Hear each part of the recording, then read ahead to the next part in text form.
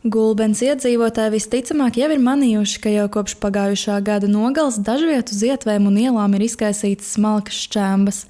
Daudz vietas šķembas tiek izmantotas kā pretslīdēšanas materiāls, un šāda metode ir vairāk izplatīta Skandināvijā. Līdz šim Latvijā nekas tāds nav bijis, tāpēc Sijā Raudmaste nolēma izmēģināt šķembu granulātu ražošanu arī tepat. Ideja radās ar ģimeni ceļojot pa Zviedriju.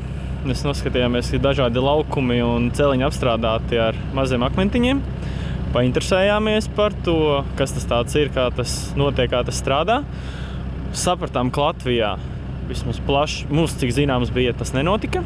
Un tāpēc mums likās, ja brīva vieta, atbilstoši laikapstākļi un iespēja, tad kāpēc gan nepamēģināt? Uzņēmums jau vairākus gadus nodarbojas ar sniega tīrīšanas pakalpojumu sniegšanu, un šajā saistībā tika pieņemts lēmums sākt ražot šķembas.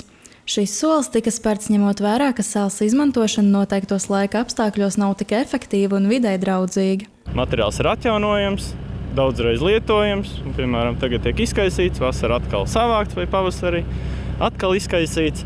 Un vēl, kas ir pozitīvi, tūlītēja iedarbība. Tātad viņš tiek nokaisīts, viņš uzreiz strādā.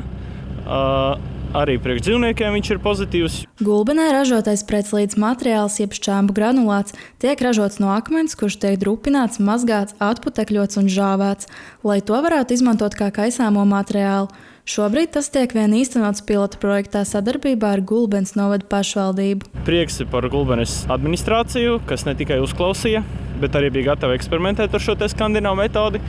Un tagad kopā esam pārliecinājušies, ka jaunas metodes strādā arī pie mums. Par to risinājumu es noteikti priecājos. Ir ļoti svarīgi, ka kaut kas jauns attīstās un tas būs iegūms iedzīvotājiem. Daļēji jau tas tiek izmantots, pagaidām ir tikai pozitīvas un labas atsauksmes. Neesmu dzirdējusi nevienu sliktu atsauksmu un kritiku. Šis materiāls ir daudz draudzīgāks ne tikai apkārtējai videi, bet arī nebojā bruģi.